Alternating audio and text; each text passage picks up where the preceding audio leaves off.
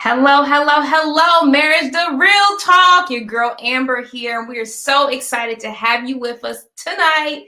We had a little bit of a technical difficulty, but don't worry, we're back. You're in good hands. I'm going to double check to make sure our issue is resolved and that we are able to be seen on both Facebook and hopefully YouTube might also pull us through too. Yes, we are good. So thank you for those who are hanging out with us. You're in the right place at the right time. If I don't know you, I'm Amber, the visionary of Marriage to Real Talk, where we talk about everything, no matter what status you hold, singles, married, divorced, widowed, separated. We are all in this community to learn, share, and grow from one another. Because let's be honest, no one has all the rules and all the knowledge when it comes to this thing we call marriage, or when we call relationships. So again, thank you so much for being here. And we hope that outside of just coming here today to see the Butlers, you will hang around, you will be a part of our family. Without further ado, I am going to go ahead and bring the Butlers back up again. We were starting our conversation when we found out we had a little bit of an issue, but we're back. So Butlers, are you with me? Can you hear me? Yes, we can. All right, welcome back to the party. And so I'm going to have us just kind of start from scratch because many people probably didn't hear your intro. Tell us a little bit about yourself, where you live, what do you do, how many kids you have, their ages, all that good stuff. All righty, so I'm Sherrell Butler. I was born and raised in Columbus. We currently live in Pickerington. We have an 8-year-old boy and a 6-year-old boy, Jeremiah and Judah. I am officially now a real estate agent. So absolutely love what I do. I couldn't have asked for a better career. So it's Aaron's turn. That's what's up. So I'm Aaron Butler, and so I'm from Springfield, Ohio. And what do? I'm an educator by day. The last 21 years, I've been in the educational field. So I've taught 3rd grade, 5th grade, 8th grade. This is going into my 16th year being a school principal. Right now, I'm the principal at Mason Run High School. You know, excited about what I do. We're working with all kinds of students, and we're just getting them situated academically as well as socially. And so that's what I do. And so excited to be on your show tonight. Yes, awesome. And I'm so happy to have both of you here. And so we actually have a history. We went to church together years ago. Yes. And I learned of your story, and I was like, they would be perfect to come and share, like, how does that really happen? So if you missed it, today's conversation is married, divorced, reconciled, all of that good jazz. They have the experience. And so hold on to your seat. We have an arsenal of questions. I'm never void of questions. If you haven't been a guest, you'll see I'm never void questions, but I'm going to just have us dive into some things. But before we do that, why did you guys get married? Let's start there. Why did you get married? So we got married. Personally, from my point of view, I felt like God said, get married. He said that she's the one. And so, of course, you hear God from a spiritual standpoint. You see God, you pray, you fast about it, and you believe that you found the one. So then from there, it goes into, all right, let's make sure things line up. And so we felt like when we got married the first time that things lined up. We felt we had the counseling in place. We had our ducks in a row. The love was there. The finances was there. And so we felt like we were on track to make things happen. So I got married because I love Sherrell and I felt she was the one. Same. She said ditto. Okay. So how did you guys meet?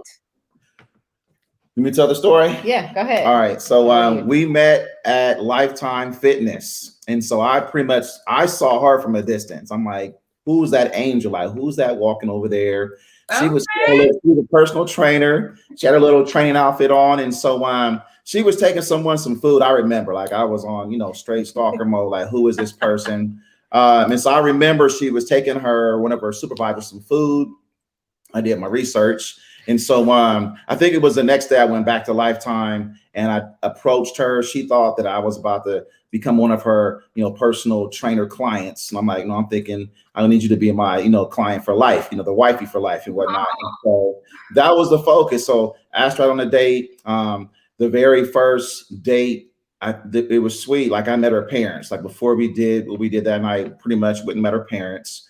So it was everything just lined up. It just seemed like it was on point for sure. Okay. And what about, so that's the whole story. I'll take that part. Let's jump over to you, Sherrell. Let's talk about marriage expectations.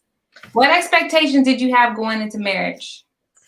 So they're different now than they were then. So I'll start with then. So then I, was really trying really hard to be the wife that I thought Aaron wanted me to be. So, which was completely off, by the way. So that's what my expectations were.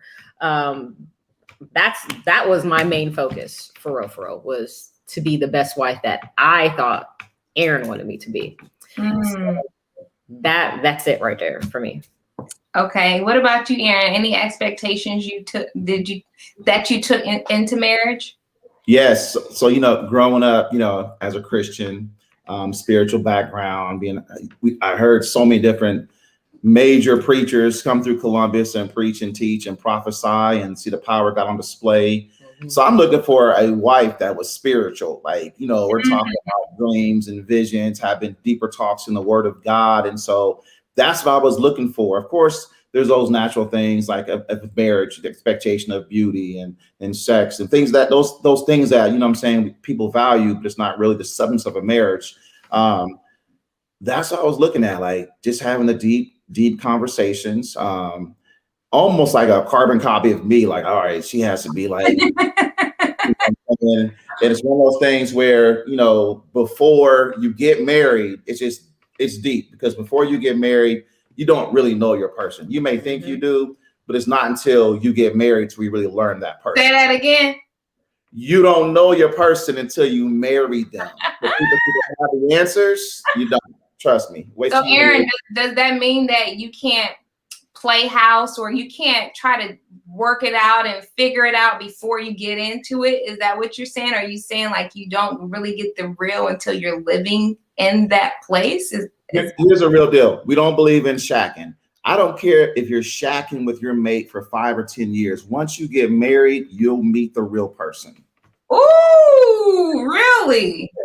Yeah, you're not committed to that person. I mean, it makes sense. There's no commitment there, because if you're living with somebody and you're not married, I mean, you can just walk away whenever you want. You know what I mean? So that's real. So, and especially if you're in God, like if you're in God, God has a way of hiding who you really are. It's true. Until you get married. And I also want to add this to what Aaron was talking about with the whole spiritual thing. What's crazy is literally like a month before I met Aaron, I had just graduated from undergrad. And my biggest prayer at that time was, God, I want to get to know you on another level. Like, I want to get to know you for who you are. I wanted to develop myself as, a Christian, develop my relationship with God. And then literally a month later, I meet Aaron. So the way God answers prayer is amazing to me. So that was the whole start of all of that. God just blew my mind with that. But yeah, I wanted to share that. That's good. Y'all just throwing a few nuggets around. I want to go down a tangent, but I'm not, because I got a list. What was marriage like for you guys when you first got married? A lot of people go through that, infatuation stage. I think most people do, where you just love everything about the person and you just can't get enough of the person, and you want to be so close, and you sleep as close as you can to them in the bed, and every day is good. What was those initial years like for you all? And you're on Real Talk, so give us the real talk, okay? So yeah, that's so real, Amber. Like, when you first get married, it's just like, it's all about the two of you. That's it. Like, we want to do everything together. We didn't want to be apart from each other. We wanted to just be with each other 24/7, 365. So, but yes, that is a real, like the honeymoon stage is real. So yes, that's how I felt anyway. And so, I guess, we were married, divorced, and married. So go back to that first time we were married. Real talk, we were a year in, and then it hit me like, this is not it.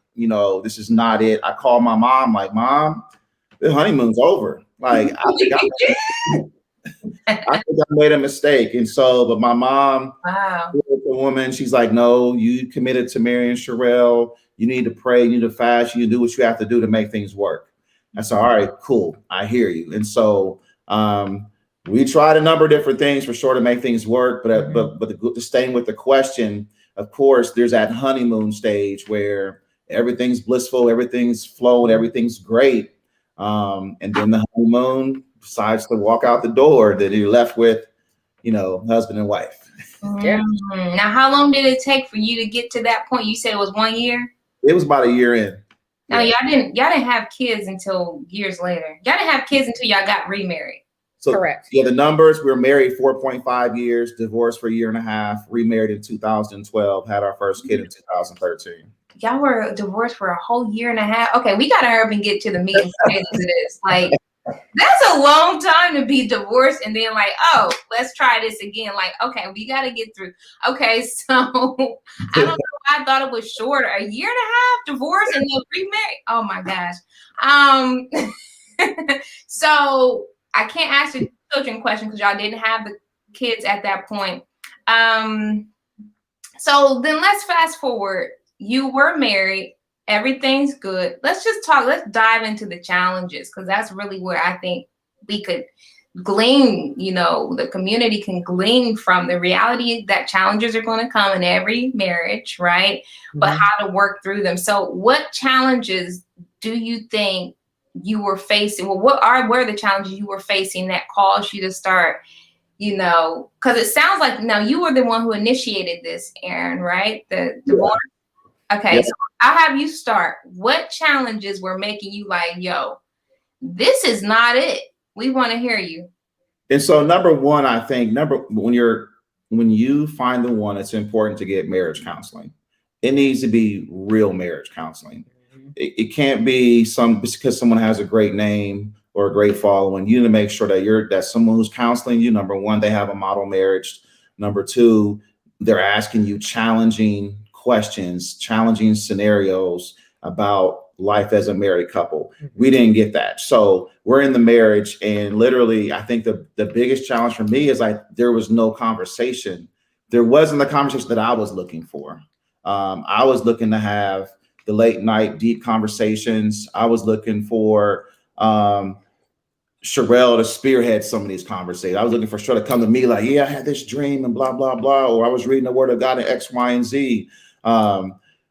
That didn't happen. And so that's something that I was really looking for. Like, just, I don't know, just had this back then I had this real spiritual vibe that I was just trying to flow with. And I was not getting that. And then I felt like in the marriage, it was like, this is what I felt like, back then we talked about it. I thought it was like a father-daughter relationship. Like no matter what I would say or do, Sherrell was always on board with it. Like I could do no wrong. I'd be like, I'm about to go to California for a week just to meet with someone. And she'd be like, all right, cool, go ahead and do it. Like, it's fine. Of course, there's questions here and there. Now, pause, hold on, wait. Because don't men want women to be, submissive or able to follow or able to support? And it sounds like she was like, hey, whatever you want to do, babe, I'm supporting you. But for you, that wasn't what you wanted?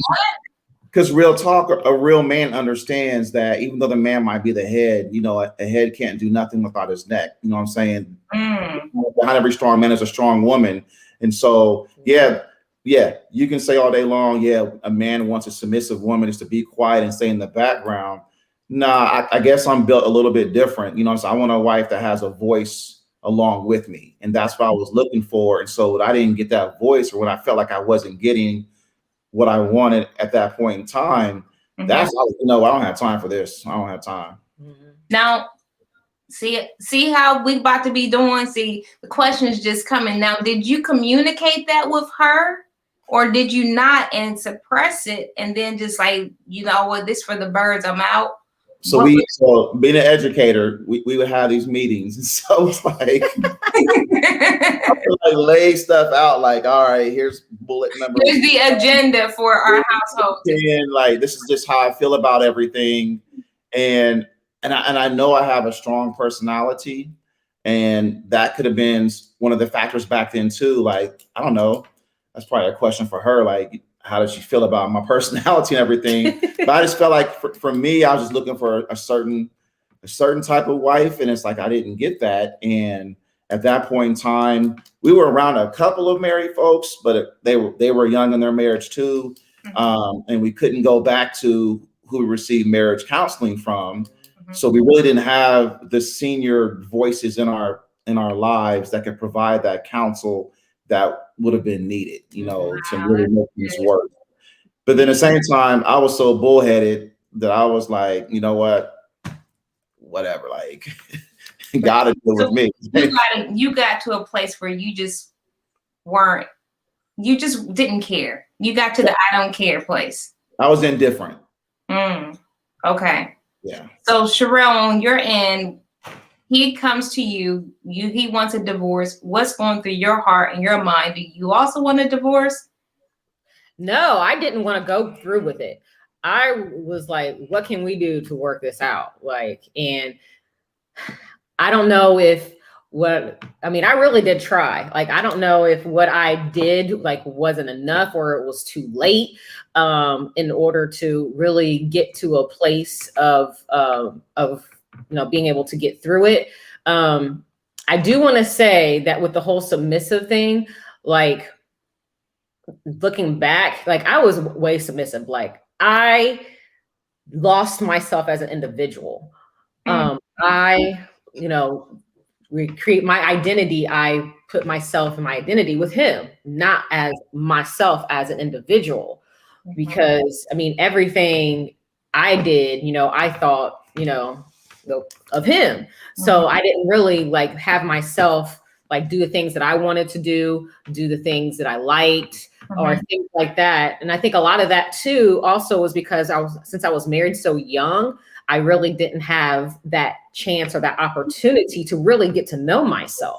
Yes. So, that was a factor as well. And then, there was also the part of, the church I came from, it was very elementary. So spiritually speaking, like he's way beyond what I was. And I still had a whole lot to learn. And I think that was a huge factor as well, because, I was so far behind. Yeah. We were unequally yoked in that aspect. Okay. So those, and also he's a great communicator. At the time, I was not a great communicator. And even from times I still struggle time to time. I really do try to really become a better communicator. That's something I've been working on for years. And I feel like that also had a great hindrance in, with us talking and communicating as well. So there were lots of things that, that took place the first time around. So you guys are hearing a whole lot of nuggets, and welcome for those who are just joining in. Welcome to Marriage to Real Talk. But I want to recap a few things because I'm hearing a lot of things. I'm hearing mentorship is necessary, accountability, counsel. You got married young.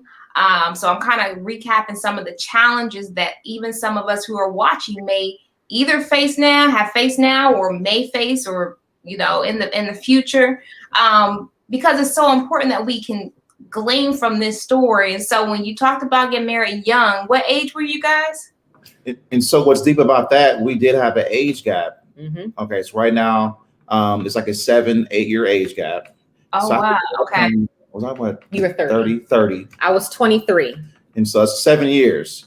And so going back to counsel, going back to marriage counseling, it's important that whoever's doing your marital counseling deals with details. The details make the difference. It's easy to say, but it's one thing to actually deal with the details. My goodness. And so that's something that I felt the first time around with the marriage counseling that took place, those details weren't dealt with. No. And I think when we were in our marriage the first time around, like I said, there weren't a lot of married couples around us. We did receive some counsel, but I think at the same time, I don't know, it's like my heart just got hardened. Like, yeah, like I'm not listening to what you're saying, but it's like I'm past the point of no return. And it just wasn't good. I was not in a good place. Go ahead. So there was something else you said that I want to jump on real quick, because you talked about your expectations. And I honestly think, just through my own experience, as well as being in this community and having conversations, expectations, the lack of talking about them deeply really sets our relationships up to struggle. And sometimes we don't do the vetting, and sometimes we're just too young. So if you're watching this and you're 19 or 20, you're not going. But for those who are watching who's 30, 40 years old, and you out here dating and on the scene, like, do your vetting the same way you would do an interview. They interviewing you. I always say, when I go to an interview, you interviewing me, but I'm interviewing you too. We got to make sure this is compatible. We got to make sure this works for both ends, because both ends are in this. So even with you saying out the gate, like, I'm talking to my mom, this is not what I thought. I don't want this divorce. I wanted this spiritual whatever. And she has her own view of what you are. And in some ways, both parties are doing this teeter. Is because we kind of don't, like you're saying, even with the counseling, we don't go deep enough. But I think also we don't go deep enough with communicating expectations and what we really want. At the same time, sometimes we don't really know what we want because we haven't experienced things. So sometimes the experience does help us to define what we really, really want. I'm going to go into the divorce. So, and for those who are joining, we had a little tech issue. So we started a little late. So we're going to keep going a little bit longer. But when it comes to the divorce, you initiated it after going through counsel and praying, and I'm sure doing all these other things. Sherrell, at some point, I'm assuming you just like, okay, what can I do? Right? Yeah. We even separated for a few months. Oh, and I was going to ask y'all, do you think that separation for a season, it would have been more beneficial than a full divorce? That's a great question. So we were separated. I'm not sure about the time frame. It was from like June to August of 2010. But being honest, I feel like even with the separation, there was still a level of me like, I can see where it's going. Like, I know she's not going to be where I want her to be. You had to shut it all down. I was pretty much done for sure. And I just looking back, like, I know we're talking about the divorce part, but for married couples or just got married, it's important that you take time for yourself. Like, we had a lot of people around us during our first marriage. I mean, it seemed like every weekend we had something going on, a barbecue, a get together. We had family people that were always trying to, in our ear, let's do this, let's do that. And we never took time for ourselves, or just really like the two of us. Because like when we weren't around family or friends, we're trying to rest up and catch up and so on and so forth. And so there was never a time just to really develop and dig in and establish substance within the marriage. Yeah. And so that factored into, I know, my mindset, because like we both love sports. We both love, going out to eat and just doing different things. But at the end of the day, when you're really man or woman of God, there's something that God has for you, that God wants for you. And I was just on something else back then. Well, at least you can confess that's where you were. You know what I mean? And there's been growth. So you get the divorce. What is life like right when you get the divorce? Are you, Aaron, like, yes, this is what I needed. I'm in my own space again.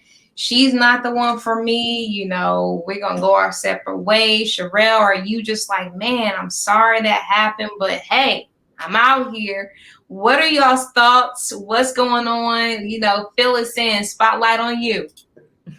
So what's wild is, for me, it was like, I'm free. Like, before we got divorced, I made sure we had her car. She got her new car. She had a laptop. She had her job set up, had a little money in her account. I'm like, I'm cool. She's good. We're moving on. I'm like, and I knew at that time, God had already checked me. Like, right now, the focus is growth. The focus is development. The focus is not finding a side piece, go back to drinking, go back to smoking blunts. The focus is God. And so I was okay with that, but I was still relieved that I wasn't married. And, you know, we were still going to the same church. Now it was like a whole nother topic in of itself. Like, she's not leaving the church. She's still there. Like, man, she's not going nowhere.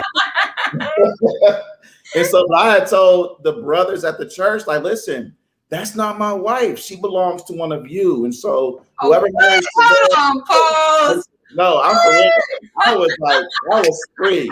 I said, I'll be your biggest cheerleader. Like, what? Oh, you was out here. Wow, Aaron.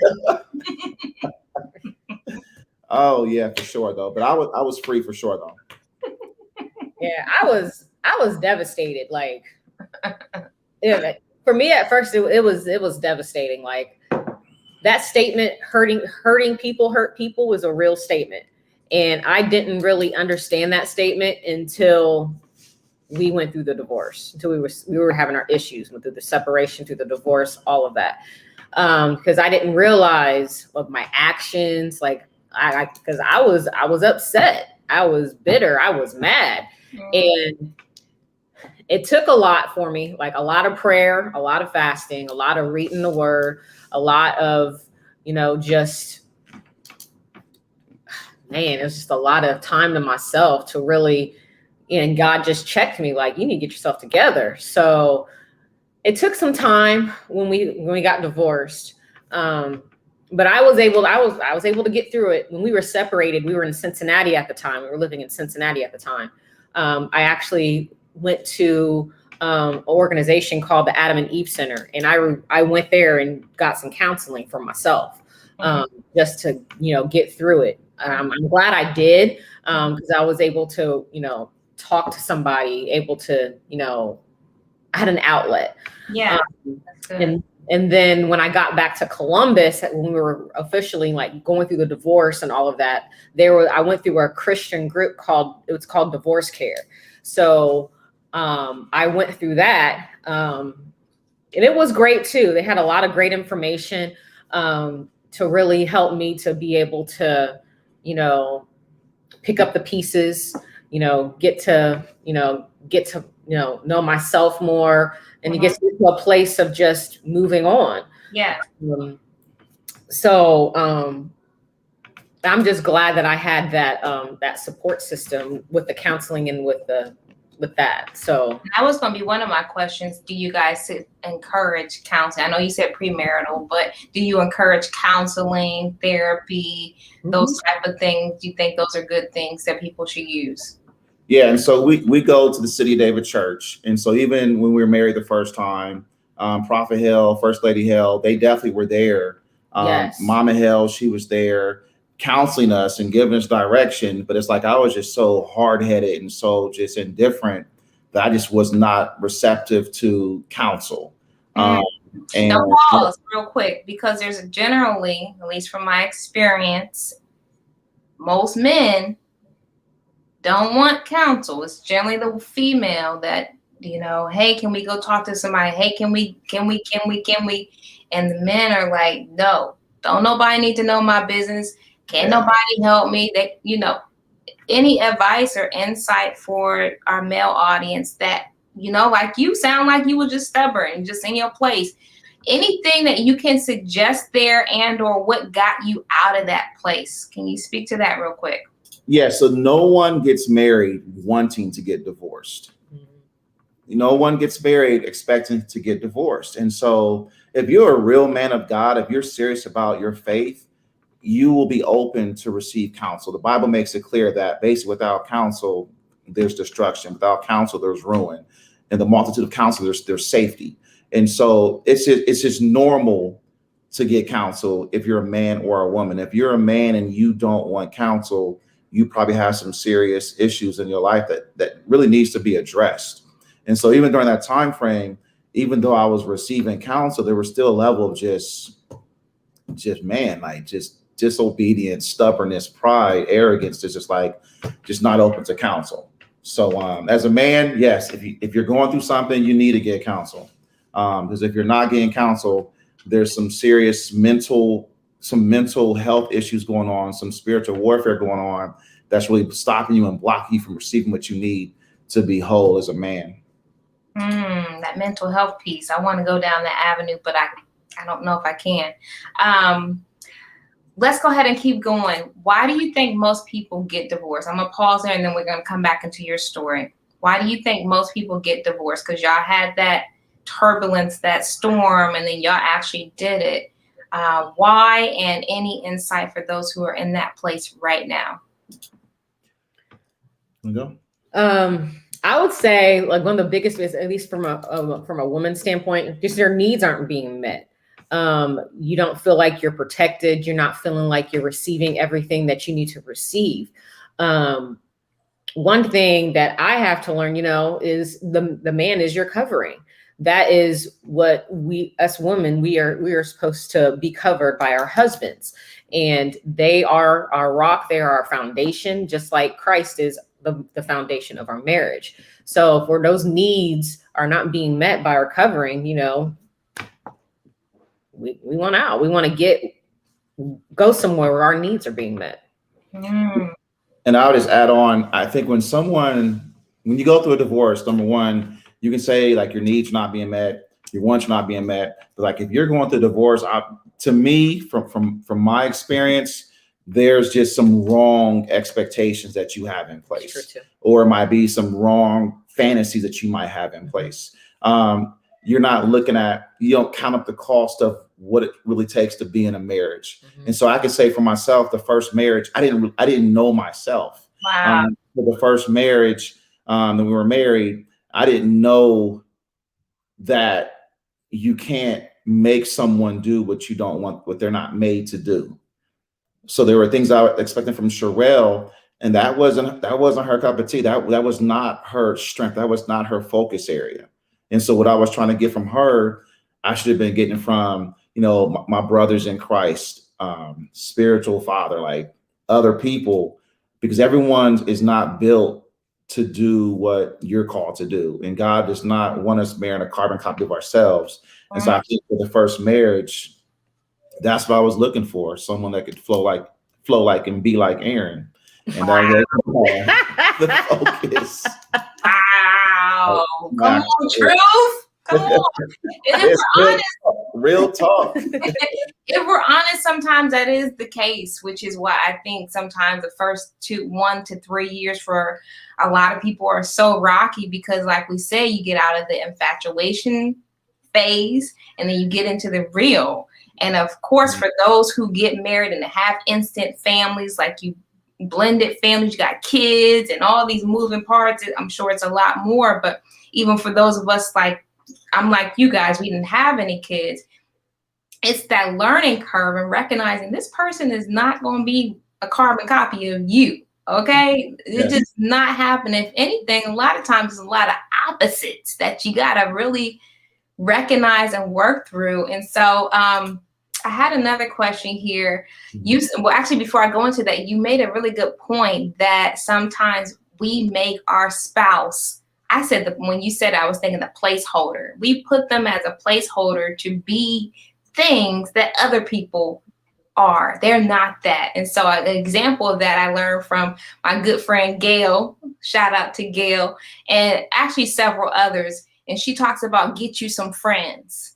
And that just means if your spouse does not want to do certain things, then you don't get mad at your spouse because they don't want to do those things. You get you some friends that do those things. And it also piggybacks to your point earlier, Sherrell, where your identity was in your spouse. Yeah. And I think that is a disaster waiting to happen. So for anyone who's yet to get married, yes, you and your spouse will be one. You're growing to oneness, but you are still a whole person. You still need to have your own interests, your own time, your own hobbies. Sometimes have your own bank account. Yes, have a joint account, have a separate one, because honestly, sometimes that is what causes friction. Ask me how I know, but that is what causes friction, because everything's overlapped and we get into this place where it's like, hold on, wait, I'm married. But I'm still an individual too. Okay. I'm not a carbon copy of this person. So I love that whole placeholder point that you threw out. Let's jump into the reconciliation. So, Aaron, you decided this is over. Sherrell is devastated, but getting counseling and moving on. And then a year and a half go by. Tell me, Aaron, I want to hear from the man. What is going on in that year and a half? What's taking place? And then lead us up to how y'all got back together. So the number one thing that God showed me was you don't have character. Boom, there it is. And a lot of people, they're in marriages and their character is jacked up. And that was my situation. Like, just looking back at the first 4.5 years, there were character issues, there were integrity issues. And at the end of the day, there were some things about Aaron that just had to be dealt with. And so at that time, I still lived in Cincinnati, but I was going to church in Columbus, Ohio. And so every single weekend for a year and a half, I would drive back and forth on the weekends to go to church. And so during that 90-minute drive in the car, it was some serious prayer, praise, worship going on. And when I would get to church on Sunday, the word that went forth was just confirmation about how God was dealing with me in Cincinnati. So it's almost like God put me on a shelf for a year and a half to really get me back to where I was supposed to be as a man of God. Because one thing, you know, to be spiritual or gifted or talented, whatever it may be, things that we are about ourselves. But if you don't have character in place, it doesn't matter. You can only go so far. Wow, you preach it. And so the man of God, you know, prophet hell, you know, reality, he kept it 100 with me. Like, when we would have, you know, like guy talk, like just 100. It's like between, you know, prophet hell, some of the other brothers that I was around during that year and a half, we were able just to have some just real conversations about just life as a man, what it's like to really be married the right way. And, you know, God used that year and a half and really got me right. And so I ended up moving back to Columbus. I want to say it was mid 2012, around June or July. I moved back to Columbus, got an apartment over in New Albany, had a couple of roommates, and it was just like the brotherhood. Like, we were fasting, we were praying, we were meditating, we were going to roosters, we were playing sports, we were doing all kinds of things together. It was just a great brotherhood, and was not thinking about Sherrell. Was the furthest thing from my mind. Like, I am not thinking about no Sherrell. God has someone else for me. Like, and that was the thing. And so the brothers were like, all right, cool. Like, you know, guys, let's go to the mall. Let's go over here. Let's see what's going on. Let's go. And there was no one out there. There was probably one female, and realized real quick she was a decoy. Like, her expectations, she was completely off. She was a decoy, and I knew that. And so God showed me during the year and a half, the devil, he attacks you in season, he attacks you in cycles, and you just look back and pay attention to your next several years, you're going to see how the devil tries to attack you. And sure enough, seasons and cycles, the devil will attack you. He'll leave you, he'll come back. He'll leave you, he'll come back. And God allows you to get prepared for the attack, because it's going to come. Like, the fire is coming for sure. Yeah. The question is, are you ready for it? Some things you can prepare for, some things you can't prepare for. But it happened, I want to say it was in July, maybe August, where I heard God say, get back with your wife. Ooh, what? Yeah. I heard him say, get back with your wife. And I knew it was God. I knew it was God. I knew it was God. And like I said a few minutes earlier, we were still going to the same church. She wasn't trying to leave. I mean, I talked to the pastor about that. Like, why isn't she leaving? Why is she still here? Like, she wasn't going nowhere. And so, and she was just like, man, we're being service. It'd be after service. You know, people come to join the ministry. And so, you know, there was nothing honorary or devilish going on. You know, you meet, you greet people. She would straight be right there. If I meet someone, she was right there. I see you. Block. We go to a restaurant, she's right there. Like, okay, like, what in the world? But literally, I heard God say, get back with your wife. And so when I heard that, I knew it was God. First thing I didn't go to Sherrell and say, you know, God told me that we're supposed to be married. Like, you know, a lot of too spiritual people do. I went to the man of God and said, hey, I feel like God is saying A, B, and C. Because, you know, there's always going to be confirmation when God speaks. It's never going to be a thing of your word is solid and you don't have to seek any kind of counsel. Yeah. We got, okay, getting a little ahead of myself. So I talked to the man of God. We prayed, we fasted. He said, all right, if God's really saying that, you need to go talk to Sherrell. Okay. And so I went, I spoke to Sherrell. Hold on, wait, pause. We're gonna have a real talk right here. When he showed up, what was you thinking? Like, will you please go on? I done moved on. You got me over here fasting and praying, losing weight, going through over your knucklehead. And now you gonna come back talking about God told me. Let me spotlight on you. I didn't use that though. I didn't use the God told me. He didn't say that. He ain't say that. Okay. So I just gotta hear your piece, and then you can come back, Mr. Butler. So during that year and a half, I want to say from my perspective, it was much needed for me, because during that year and a half, I really got to know myself. I really started doing things that I loved to do. Like I was heavily involved in church. I was trying to be obedient. Like I was really trying to get myself together. And during that year and a half, you know, he did a great work on both of us, really.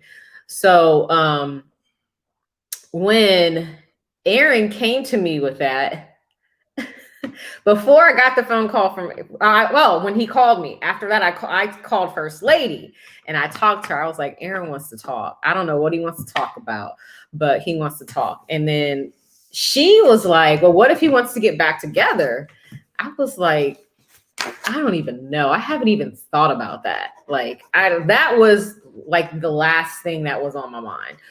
So we meet up at Orange Leaf and he comes to me and he said he wants to get back together. And then I'm like in shock. Like I start crying my eyes out. I'm like, what the heck? Like this just blew me for a loop. And I was just like, man, I got to pray and fast about this. Like I have to know, like, this is what we're supposed to do. So literally for a week, I prayed and fasted the whole week about the whole entire situation. And towards the end of the fast, you know, God tells me he is to be your husband. He's going to help you grow. He's going to help you flourish. He's going to help you become the woman of God that you're called to be. So at the end of the fast, I went to him and I said, okay. So that's when we started courting, if you will. So it literally lasted for like a month, but we courted and we went through marriage counseling the right way this time. So how long we do marriage counseling? We did like what, 3, 4, 5 sessions? Yeah, there's definitely quite a few sessions. Yeah, we did about 4 or 5 sessions with our current, you know, prophet First Lady. And this was how marriage counseling was supposed to be. It got like to the nitty gritty. Like they brought out the good, the bad, and the ugly. Like it was phenomenal the way that it went, you know, how it went. And the day before that marriage counseling session, he came over to the apartment and proposed to me right there in the living room. And that day after our marriage counseling session, they married us right there in their living room. So like nobody was there. There was just the witness and them. That was it. And gotta give a shout out to Sammy Poe. Sammy Poe came out, came to the house unannounced. And he was the witness. Yes. So it was just amazing what, you know, God has done and how, you know, he brought us and grew us and molded us and made us and still currently doing that. So I love it. I love it. So little do y'all know, my computer I was just on just went out. I had to change around. We got all kind of things just popping off, but I got most of that and popped back in. Your story is amazing. I just want you to know that if nobody's ever told you your story is amazing, y'all need to write the books. You need to get the workbooks. You need to get the t-shirts because we waiting. I mean, we waiting for all of that and some. You look like he's about to say something. Here's what's deep about it. So when basically God said, get back with your wife. And, you know, we went through leadership to make sure things lined up. Everyone around us started having dreams and visions about us being together. Even the guy that was trying to talk to her, even he had a dream that we got us together. Yes. Yes. And so it's like we knew it was supposed to be. And there was a lot of growth that took place in that year and a half before we got remarried. And so he's like, you know, God got me right. Like I had issues that first 4.5 years of marriage. I was the blame. It was my fault. I take full responsibility for not leading the right way and having the wrong expectations in place. And I get it. You know, most women would have been like, Negro, you trying to come back into my life, blah, blah, blah. Like, of course, her family was upset. I'd have been upset too if someone came back to my sister like, you know what? He wants to marry me again. What? Who wants to marry? What? Who they talking Right. And that actually leads me to my next question. So when y'all decided and it became a mutual thing that we are going to get back together, what was your family and friends saying? Like, what was the real on that? Well, honestly, the only real issue we had was with my family. Other than that, everybody else was super supportive. Like my family, they were like ready to be Aaron down. they did not want me to get back together with Aaron. And then we had issues with my family too. But through it all, you know, God's been working on not only Aaron and I, but my family too. Like my family, especially my mom, has come a long way. So just to see God's work, it's like it's truly nothing but God. And so, you know, my family's cool. Everybody in my family is super cool. They love Aaron. We can go up to the house. There's no drama. We can sit and laugh, talk, all of that, hang out, and all of that. Wow, I love it. It's really good experience. But yeah, we got through it. And I knew coming in that marrying Sherrell the second time, I already knew my job is to do things the right way. Because of course you're gonna have like her family, they're probably thinking like, all right, how long is this gonna last? And what's he really about? And you know, of course, that doubt's gonna be there. So I know how did you deal with those expectations from the external? So I did things the right way. I made sure to lead the right way, let Sherrell be herself, let her do what she wanted to do, give her space to be Sherrell. Like you said earlier, it's important that you have your own friends because you can definitely, you know, kick it with and rely on. So having the brotherhood in place, and fast forward, you know, to the second marriage, now we're around a number of different married couples. So now married couples are able to hang out, married husbands are able, you know, we're able to hang out and just kick it with each other. You know what I'm saying? How important is that? I'm sorry, I want to just super important. Very important. Very important. Very important. Because so you if know, there's couples who don't have married friends and they only hang with single friends, do you see that as an issue or? It's an issue. And I'm slowing down when I say it's an issue because there are some married people that are built to be around single people. And I believe there are some single people that will be around married people. And because they're true men and women of God, they'll know how to conduct themselves when they are around someone that's married or single. Now, overall, I get it. I understand why married folks shouldn't be around single folks, especially if they're somewhere else, but they're thinking in their mentality. Okay. Question. Any advice? Well, actually, what advice would you give someone who's afraid to love again? Because clearly, y'all, you know, we know with marriage, it's a continual choosing to love, to sacrifice, to serve, to support, on and on and on. You guys literally divorced, got back together. What about those who are like, you hurt me too bad. I went through X, Y, and Z. I don't want you, and I don't want nobody else. I'm afraid to love again. Any advice on that? I would say you've got to forgive. That is probably the number one thing you need to do, because forgiveness is not for the other person. It's for yourself. If you hang on to that unforgiveness, it's going to cause bitterness. It's going to cause anger. It's going to cause resentment. You're not going to be able to truly be you as a person, and to truly be able to, you know, let those walls fall. So, because people that have been hurt, they want to guard their heart. Like they will do everything they can to guard their heart. But I'm telling you, forgiveness was one of the biggest things I had to do, not just for Aaron, but for myself. Like I had to forgive myself. I had to forgive Aaron. There was a lot of forgiveness that I had to do within myself. And once I got to that place of being able to do that, it was like a burden was lifted off of my shoulders. Like I felt a whole lot better. I, was able to really move on. So that's probably the number one thing I would say. Forgive. Okay. Awesome. What about you, Aaron? Any advice for those having an issue loving again? Yeah. So like I said, when I heard God say, get back with your wife, I had to make a decision at that point in time to be obedient to God or just to do Aaron.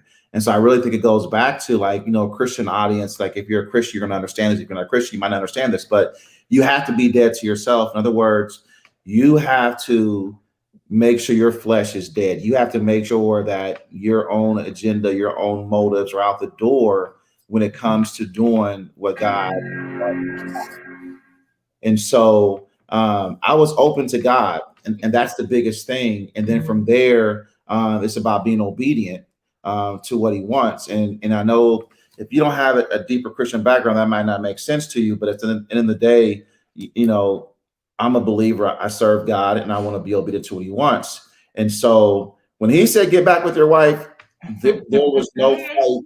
There was no question to it. I knew things had to be worked out. I knew things had to be discussed. I knew we had to have counseling. I knew that once we got married, the devil was always going to try to put things back in our marriage, try to bring us back to an unequal place or an easy place or just a place to not be on the same page. It's work. But at the end of the day, being obedient is the start of everything great. I love it. And so you actually segued me into my next question, setbacks. So you get back together. Has there been times where you have setbacks or thoughts? Maybe we shouldn't have, reconciled. Maybe we should have just let this fly.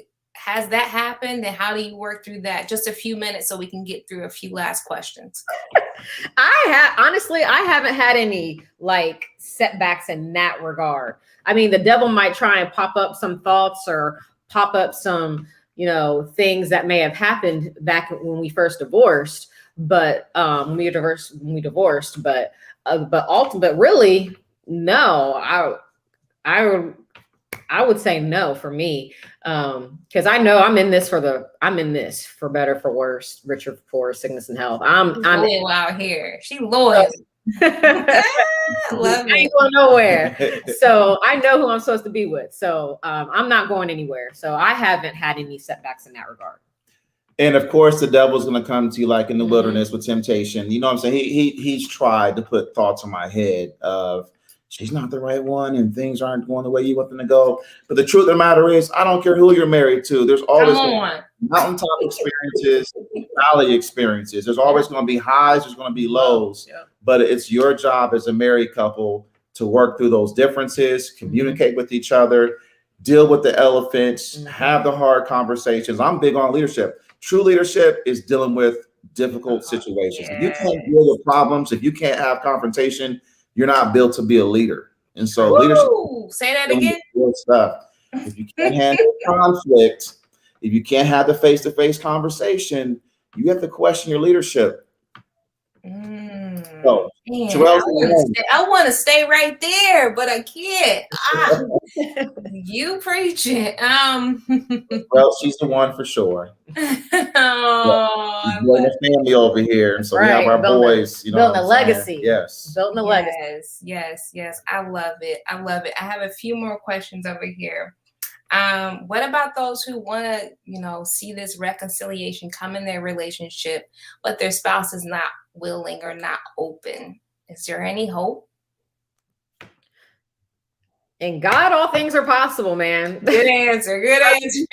Like God works in mysterious ways. Like he will work in ways that you don't expect. He does things that you wouldn't think would ever happen. because I never thought he and I would ever get back together when we were divorced. I never thought we would get back together, honestly. Wow, that's So, good. I mean, it's like God works it out, man. Like, and my prayer when we were separated was that we can work this out and get back together. But then, as you saw, fast forward like a year and 6 months, year and 8 months, that's when my prayer was answered. So he doesn't come when you want him to, but man, he's always That's a long time, man. It's a long time, but I mean, that's what we needed to go through. You know what I mean? God knows you better than you know yourself. So he knows what you need. He knows what you got to do, what you got to go through. He knows exactly what you need to know, like what to get through. You know what I mean? Because everybody's different too. So everybody's situation is going to be different, and God knows that. So and it's all a part of the journey, because we really do learn. We only learn through challenges and hardship. I mean, if we're honest. And so even those who are getting married thinking everything's going to be blissful, Real Talk is here to show you it's not, but you can still make it if you decide. And one of my key words when it comes to relationships, specifically marriage, is willingness. It takes a constant willingness. It's easy to get cute and get that, wedding day out the way and everything's awesome, but marriage is not your wedding day. Yes, exactly. It is not your wedding day. And I think, in all honesty, many of us have bought the lie of the fairy tale, the lie of everything's going to be good. And because we don't have people giving us the real, when we get in it, it looks totally contrary to what the real really is, that we feel like, oh, this is not for me. I can't do this. It's not working. You're the wrong person. All of these things, when really, and disregard my computer, it's just decided to do an install while we were live, but that's all right. Thank God for multiple computers. But the thing is, the journey of marriage is constant growth. And I want to say this, and then I'm going to throw it back to y'all for a few final things. Whoever you are, and I'm learning this firsthand, okay? I have not arrived in any shape or form, but the whole point of the marriage is for your growth, for your sanctification, for your maturity, which is why things do get hard, which is why we don't get our way all the time, which is why we do want to quit, because it hurts. Just think about, you guys met in a gym. So when you putting them reps in, it don't feel good, but it's unto something. It's unto building endurance. It's unto building muscle. It's unto retention, all these things. And so in the same way, I see marriage as a garden. We plant seeds in it all the time, but we don't recognize along with those seeds come the weeds that we got to pull up, and we got to plant new ones and all the rest. And so I love you guys' story, because I feel like it's a perfect example of a bad area that has been basically bulldozed, right? And you just plant it again in the same place. And I'll even encourage anybody who's watching, who's in a trying or hard place in their relationship, don't give up. That's right. See your relationship as a garden bed. You might just need to weed, or see yourself as a room. I paint my rooms, I redecorate my rooms all the time. And so the same with our relationships. If something's not working, slap some paint on the wall, put some music on, get some plugins, you know what I mean? Get you a new red sofa, something that's just extra. Change the whole vibe and stop saying, I need a new house. Because one thing that you said, Aaron, that I thought was so good, you were out there and you said one girl, she was the decoy. I have heard and seen in our Real Talk group, all the singles out here in the pandemic, dating in the pandemic, they say it ain't nothing to cry. It ain't nothing to hoopla about. It ain't no big deal. And so one of the things I think is a big tactic of the enemy is giving us that viewpoint that the grass is greener on the other side, when really the grass is green where you water it. Where you plant, where you sow. And when you get to that next thing, guess what? It's going to have weeds too. So I'm going to throw it back over to y'all. If you could speak to your younger self before you got married the first time, because y'all did it one more again. But the first time, if you could speak to that person now, knowing what you know now, what advice would you tell the pre-married Sherrell and the pre-married Aaron? Spotlight on you. Wow. There's so much I would say.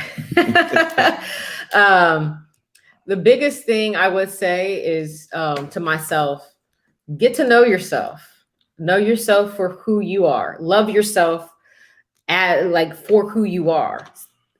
Christ will show you who you are. You just have to give him that opportunity. Because that was huge. That was a really big factor the very first time. And just develop my relationship with God. Don't be shallow with it. You got to go deeper with it. That's another thing I would say to myself. Because God is not shallow. He's a deep God. And there's so many facets of him, and that to get to know, and it's on a continuously growing relationship. And also love your husband, but you got to respect him too. Respect him as the head of the household. Know that he has your best interests at heart. And that, he wants nothing but the best for you. So there may be times, you may get irritated and frustrated, but ultimately, he loves you and he wants nothing but the best for you. So, let him be himself and let him help you. You know what I mean? Good. I love it. What would you tell your previous self, sir? I would snatch him up and I would take him to marital counseling part 2 and teach him about a house and how a house has a foundation. Yeah. The foundation has to settle. And with settling, there's patience. There's all these different character traits that has to be in place before that house begins to get built. The walls, the structure, the intricate details, and just really make sure that young Aaron understands like these things have to be in place within the marriage. And so before things happen, it takes patience. It takes work when you're building a house. And these are things you have to look out for. These things you have to pay attention to. And at the end of the day, what you're looking for, you're going to get, but it just takes time. What you're looking for is not going to happen overnight. And so like seeing Sherrell now, she's come full circle. She's far from who she used to be. I know, like you just said, God is not done working on us. And so the best Sherrell is still coming forth and the best Aaron is still coming forth. And that goes for any, married couple, single person. God is still working on you. So if you are married, if you plan on getting married, just know, like, if you want to really understand marriage, look at the way a house is built from scratch, from the ground up.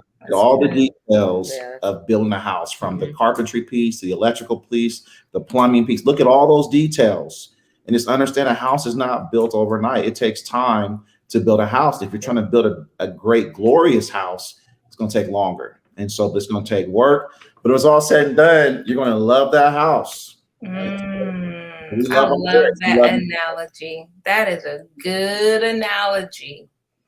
Go look at how the house is built.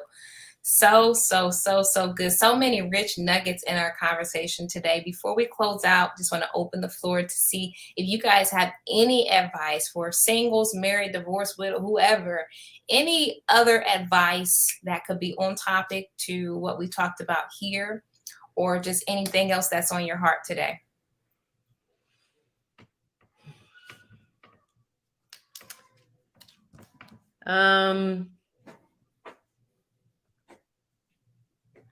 I think I'm good. Okay. Y'all poured all the way out. I'm just giving a moment. So if I'm talking to single people that are looking to get married, number one, you have to know who you are. Number two, you have to have a balance in your life, in the sense of, like, it's okay to be spiritual, but at the same time, you have to be in this natural world as well, and being able to relate with your spouse and be able to relate with mankind. And so, outside of being in church and growing in the things of God, watch movies, talk to people, enjoy life, you love life, let it love you back. Like, there's just so many things that have to be in place before you go into marriage. And the biggest thing is you have to have character. Get your character on. Get your character in place. Get your character in place. Can I say something? Yeah, go ahead. I just thought about this. So this is more so for like newlyweds. Get to know each other. Have fun. Be spontaneous sometimes. You were like, hey, let's take a trip to Chicago. Like, okay, let's go. Like, do things together, especially before, if you don't have any children, before the children come, because you know, children are a game changer. Oh yes, okay. You can't open that can of worms without talking about it. Okay, how has children changed the dynamic of your marriage? And go. Kids are blockers. They're blockers. Yeah. They're blockers. They're blockers. They knock on your door 24/7. Yeah.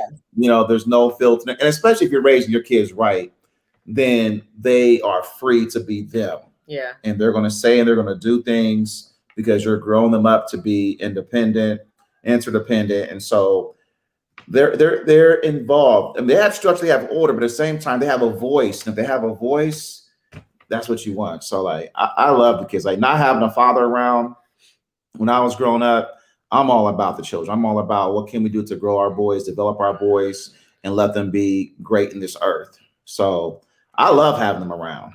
Yes. And we do take trips and things with the boys. Like we will do our own, but we take them with us too. So that way they can experience the world as well.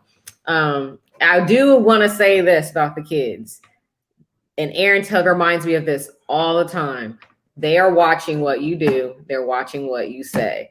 They will literally do everything you do and everything you say. So yes, he even the bad stuff, even good and bad. Yes. So he reminds me of that all the time. So I just have to. I'm more conscious about that than I was when they were babies. But that's a huge nugget right there, for real. So good. Well, we just say thank you. If you're still with us live, go ahead, send some hearts, send some love, send some thank you for the Butlers being here, just pouring out so many nuggets. Okay, so many things. Go back and watch the replay if you just joined in. This was great. Thank you so much for being here. And I'm just going to go ahead and close us out today. On behalf of Marriage and Real Talk, thank you for being a part of today's awesome conversation with Aaron and Sherrell Butler. There's so much more. So stay tuned for upcoming conversations. And again, if you missed today, go back and watch the replay. It will bless your life. Till next time, have a good rest of your evening. I'm signing off.